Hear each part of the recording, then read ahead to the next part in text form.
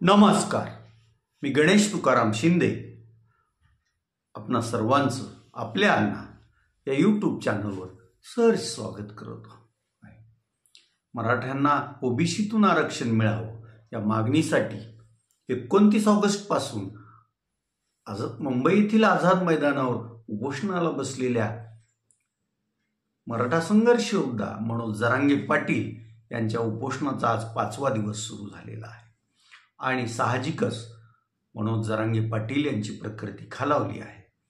तिकडं काल न्यायालयात या आंदोलनामुळं मुंबईकरांना, सर्वसामान्यांना आणि नोकरीसाठी ये जा करणाऱ्यांना त्रास होतोय अशा आशयाची याचिका दाखल केली होती आणि त्या याचिकेची सुनावणी काल तातडीनं झाली. आणि त्या सुनावणीत मग आंदोलकांनी आझाद मैदानातच थांबावं, त्यांनी रस्त्यावर थांबू नये, कुठल्या ह्याचा आसरा घेऊ नये. त्याचबरोबर आंदोलकाच्या ह्याच्यातून जी मागणी वानखेडे स्टेडियम आणि बेबॉम स्टेडियम या 2 स्टेडियमपैकी एखादं स्टेडियम आम्हाला द्या, म्हणजे आम्ही रस्त्यावर दिसणार नाहीत, आम्ही त्या स्टेडियममध्ये हे करू, असं मागणी केली होती. मात्र हे जागतिक हेरिटेज प्लेसेस आहेत असं सांगत न्यायालयानं आंदोलकांच्या वकिलालाच झापल्याचं सांगितलं जात आहे. पण वास्तव काय आहे ते कोर्टातच ती माहीत असेल. असो, इकडं तसं पाहिलं तर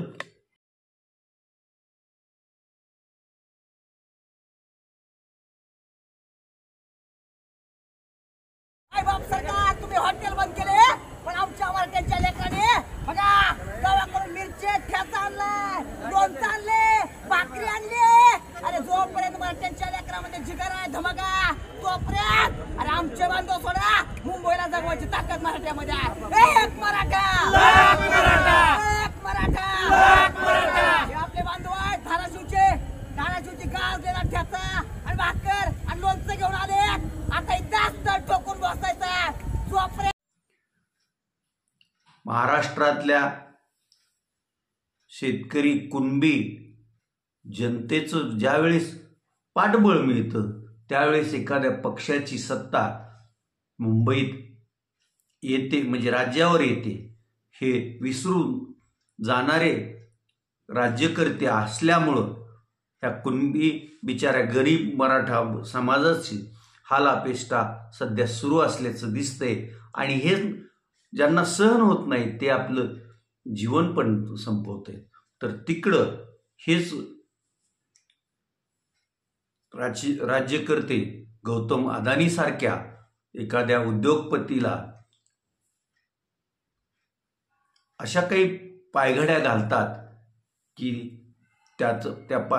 अदानी किंवा त्या तत्सम मोठ्या धेंडाला त्याच्या पायाला साधी माती सुद्धा लागत नाही अशी परिस्थिती असते. यांच्यासाठी मग त्यांच्यावर असलेली कर्ज माफ होतात. त्यांना ते कर्ज परत फेडू शकतील की नाही हे काही न बघता त्यांना शासन हमी देतं. आणि हा मुंबई सोडून पूर्ण महाराष्ट्रात राहणारा शेतकरी, कुणबी, गरीब बांधव त्याचं कसं त्याच्या गळ्यावर चाकू फिरवायचा ह्याचं धोरण मात्र सतत त्या मंत्रालयात बसून गार हवा खात अधिकारी आणि हे पदाधिकारी, मंत्री लोक करत असतात असंच दिसते. कारण चंद्रपूर, गडचिरोली या भागात ज्या मोठ्या खाणी आहेत या खाणीत बहुतांशी खाणी अदानी अंबानींच्याच आहेत. आणि या खाणीतील जे काही खनिज निघतंय ते त्यांना थेट परदेशी वगैरे पाठवायला सोयीस्कर हवं. आणि मग त्यासाठी चंद्रपूर, गडचिरोलीच्या आसपास कुठं समुद्र किनारा नाही. मग त्यांना मुंबई पण 1000-1200 किलोमीटर पडते. त्यापेक्षा कमी अंतर गोव्याचा समुद्र किनारा पडतो. म्हणून त्यांना शक्तीपीठ मार्ग करायचं तो ड्रीम मुख्यमंत्री देवेंद्र फडणवीस यांचा ड्रीम प्रोजेक्ट आहे असं सांगितलं जातं. आणि त्यासाठी मग शेतकऱ्यांना नागवण्याचं काम सध्या चालू आहे. या शक्तीपीठ ड्रीम महामार्गाचं आता दुसऱ्यांदा भूसंपादनाची अधिसूचना पण शासनानं जारी केली असं आहे आणि कुठल्याही परिस्थितीत हा मार्ग पूर्ण करायचंच असं शासनाच्या मनात असावं असं दिसतंय. पण इकडं मराठ्यांना ओबीसी प्रवर्गातून आरक्षण देण्यासाठी हैदराबाद गॅझेटियर, सातारा गॅझेटियरला शासन मान्यता देत नाही. कारण यामुळं गोरगरिबांच्या लेकरांना शैक्षणिक आणि शासकीय नोकऱ्यामध्ये त्याचा फायदा होईल, त्यांची प्रगती होईल, त्यांचं कुटुंब सावरतील हे यांना नकोय. नेहमी जी मोठ्या संख्येने लोक असतात ते पिचतच राहावे असं कुठल्याही राज्यकर्त्याचं धोरणच असतं. मग ते अगदी राजे राजवाडे राज्यकर्ते असोत किंवा आता आपणच निवडून दिलेले लोकशाहीतील आपले राज्यकर्ते असोत, हे असं दिसून येते. आणि यामुळंच मग जे स्वतःची न्याय मागणीसाठी शांततेच्या मार्गानं आंदोलन मुंबईत करत आहेत ते कसे वाईट आहेत याचं चित्रण पण ह्यांनी पोचलेले काही चॅनल्स, काही वृत्तपत्र हे करत आहे असं एकंदरीत दिसतंय. ह्या आंदोलकांनी त्यांना जवळपास 30-35 तास पाणी प्यायची सोय नव्हती, खायला काही नव्हतं, ना शरीर मोकळं करायला खुली जागा नव्हती. कारण त्याही घ्यायला कुलप लावल्याचं सगळीकडं दृश्य दिसत होतं. याकडं हे असं असताना मग कुठंतरी आपल्या ह्यासाठी आसरा हे आंदोलक शोधणारच होते. कारण शेवटी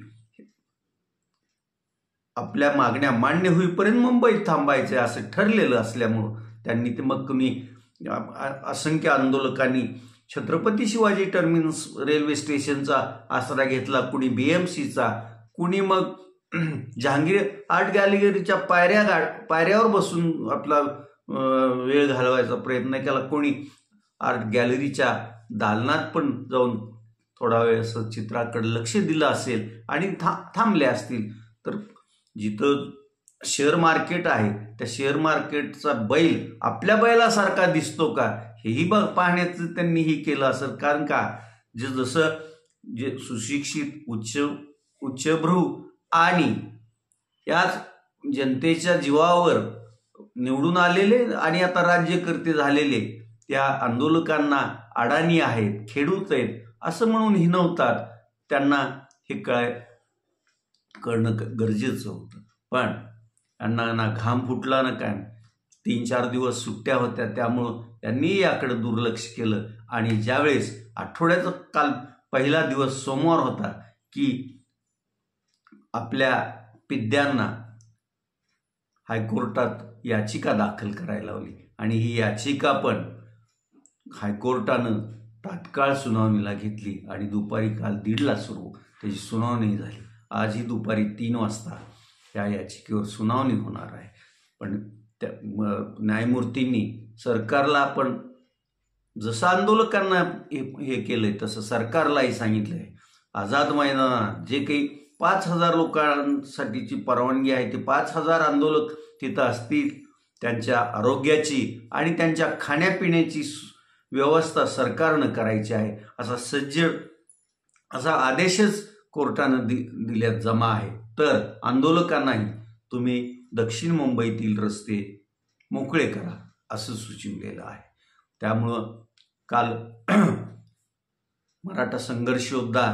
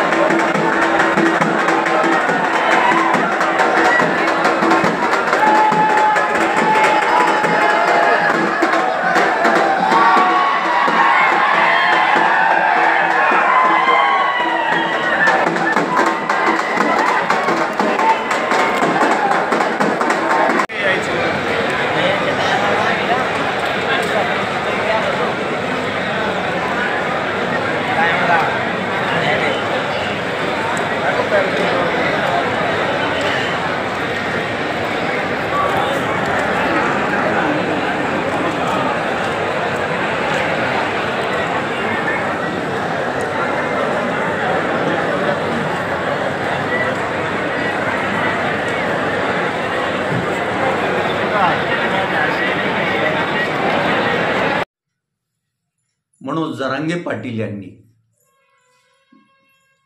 आपल्या समर्थक आंदोलकांना विनंती केली आहे, तुम्ही गोंधळ घालू नका, तुम्ही हे जागा रिकाम्या करा, आपल्याला जिथं आंदोलनाला जागा दिली त्या आझाद मैदानात या, शेजारच्या क्रॉस मैदानात आपली वाहनं पार्क करा, आणि ज्यांना हे गोंधळच घालायचं त्यांनी सरळ गावाकडे परत जा असं सांगितलं आहे. त्यांनी हे आपले आंदोलक असा धुडगूस घालणार नाहीत, असे कुठलंही करणार नाहीत.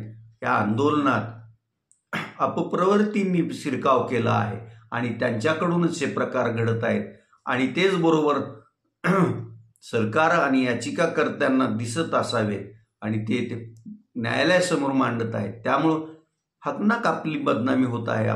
आपण सर्वांनी शांतता बाळगा, व्यवस्थित राहा, मुंबईकरांना त्रास होणार नाही याचीही काळजी घ्या, असं मनोज जरांगे पाटील यांनी काल आपल्या आंदोलनाच्या समर्थनार्थ आलेल्या सर्व मराठा बांधवांना सांगितलेलं आहे.